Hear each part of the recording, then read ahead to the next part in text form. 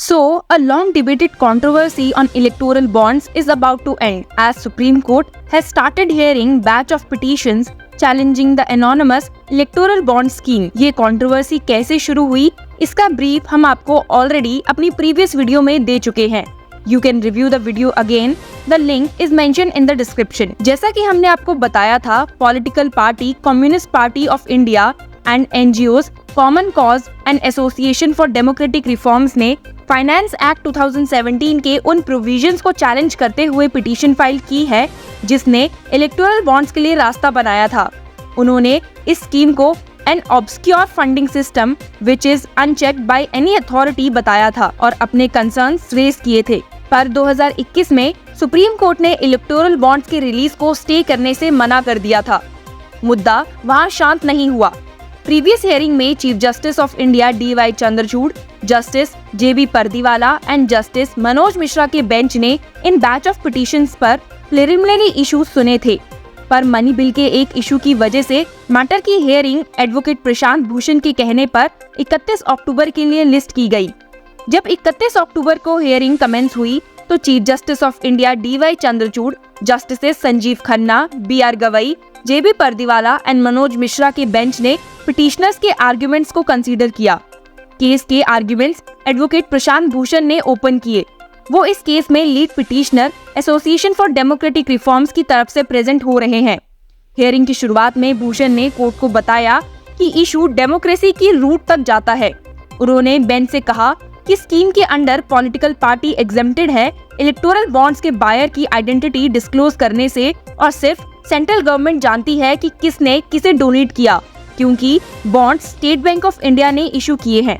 भूषण ने एलिज किया कि जो पार्टीज पावर में है उन्हें बॉन्ड से किकबैक्स रिसीव हो रहे हैं.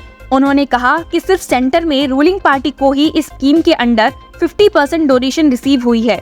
ही submitted less than 1% is received by the opposition parties. It violates the level playing field between the ruling party and the opposition parties. उन्होंने ये भी ऐड किया कि स्कीम ये इम्पॉसिबल बना देता है कॉमन मैन को ये फिगर करने में कि कौन सी कंपनी ने किस पॉलिटिकल पार्टी को डोनेट किया है. जिस पे chief justice of India remarked, The reason why there could be anonymity for the persons who have donated is because suppose a person who runs a business donates amount to a party different to the one who is the ruling party of his state, then there could be ramifications. Bhushan का कहना ये भी था कि central government SBI पर easily pressure डाल सकती है for disclosure of the information it wants. He said, This defeats the citizens' right to know who is funding these political parties. Bhushan ने आर्ग्यू किया कि अगर सिटीजन के पास राइट है to know about the criminal incidents और assets and liabilities of electoral candidates, the same could extend to a political funding also. He also said that there is circumstantial evidence that electoral bonds are used as kickbacks and possible quid pro quo. और question किया कि date return company जैसे कि वेदांता क्यों parties को इतना donation दे रही है. He said elections have become a game of money because the perception that a party has a chance of winning is created with the visibility, and this visibility is because of money. Credit to rallies paid workers. Bench anonymity of electoral bonds के discussion में भी involve होता हुआ नजर आया जब senior advocate Kapil Sibal appearing for the petitioners ने submit किया कि प्रैक्टिकल एप्लीकेशन में the electoral bond scheme was not really anonymous as the person who donated to a political party would himself inform the said party about the donation to derive benefits by means of engaging in a quid pro quo arrangement. इस point पर chief justice of India ने orally एक scenario बताया electoral bonds के relation में transaction के lack of control को show करने के लिए. उन्होंने अंडरलाइन किया कि कैसे इलेक्टोरल बॉन्ड एक बेयरर बॉन्ड थे और ये किसी को भी ट्रांसफर किए जा सकते थे और इसीलिए ऐसे बॉन्ड्स की ट्रेडिंग या ट्रांसफर प्रैक्टिकली प्रोहिबिट नहीं की जा सकती. He illustrated, suppose A purchases a bond worth 100 crores. A is only the person who is being put up to purchase the bond because A has KYC etc. A has to only physically hand over the bond to B. B gives to C, who will in return give it to a political party. Now there is no control over the transaction between A and B. So B can trade on that bond for cash or for other considerations. So the person who has satisfied the requirement of transaction being through normal banking channels is A. But This does not obviate the fact that people behind it, all they have to say is that they used authorized banking channels. Trading is prohibited, but there is no way to prohibit trading the bond. Chief justice of India ने कहा कि कोई भी इन bonds का aggregator बन सकता है और इन्हें किसी को भी ट्रांसफर कर सकता है।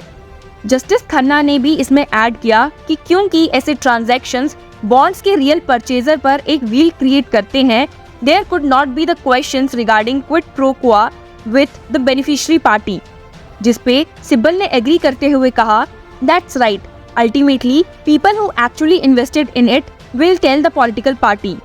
बेंच के इन ऑब्जर्वेशंस के बाद सिब्बल ने इशू के ब्रॉडर इम्प्लीकेशन को एम्फसाइज करते हुए lack of transparency regarding donors identities and transactions hinders citizens participation in the democratic process को स्टेट किया।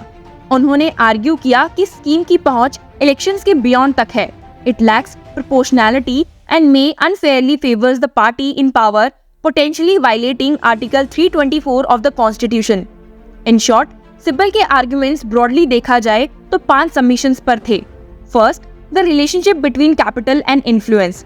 उनका कहना था कि कैपिटल इन्फ्लुएंस को सिंबलाइज करता है और पॉलिटिकल प्रोसेस में फाइनेंशियल रिसोर्सेज का यूज डिसीजन मेकिंग और गवर्नेंस को सिग्निफिकेंटली इम्पैक्ट करेगा।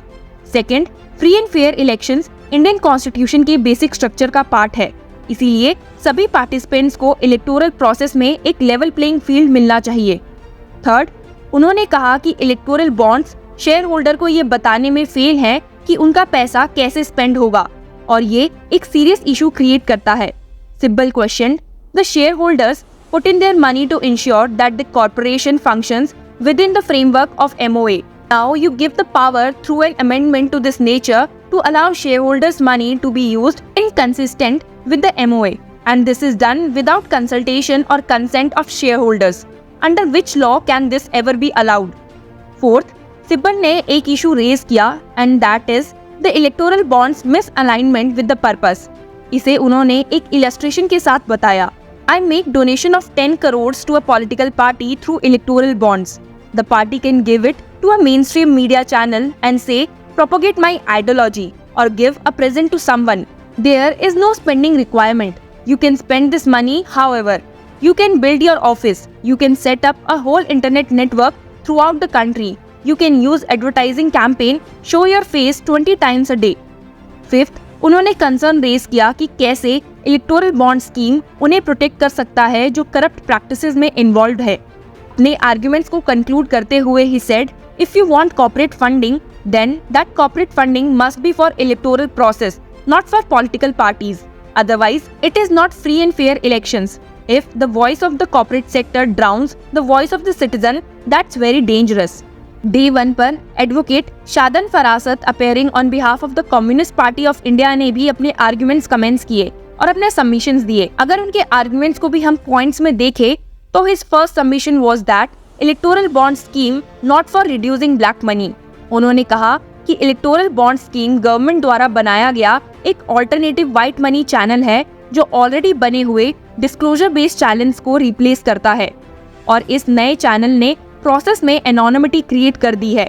इसीलिए ये स्कीम ब्लैक मनी को एड्रेस नहीं करती, बल्कि it has shifted the existed disclosed white money into anonymous bonds. Secondly, उन्होंने बताया कि स्कीम ने पॉलिटिकल डिस्क्लोजर की ग्रेविटी को शिफ्ट कर दिया है और इलेक्टेड रिप्रेजेंटेटिव और पब्लिक को बिना पब्लिक नॉलेज के इन्फ्लुएंस अवे कर दिया है। क्योंकि स्कीम 2 पार्ट्स पर इम्पैक्ट करती है, that is democracy and share holder democracy, पर इस केस में स्कीम शेयर होल्डर्स को उनके मनी यूज के नॉलेज से एक्सक्लूड कर रही है। Thirdly, फरासत asserted that the government's contention that the electoral bond scheme was meant to help it move away from cash donations fell flat. He stated that this was because the same would not possible unless the cash economy ceased to operate entirely. Advocate Farasat ने add किया कि electoral bonds की वजह से cash donations replace नहीं की जा सकती, even if the cash donations were barred or prohibited. इस पॉइंट पर जस्टिस खन्ना ने रिमार्क किया कि गवर्नमेंट का कंटेंशन है कि वो कैश से दूर होने का ट्राई कर रहे हैं।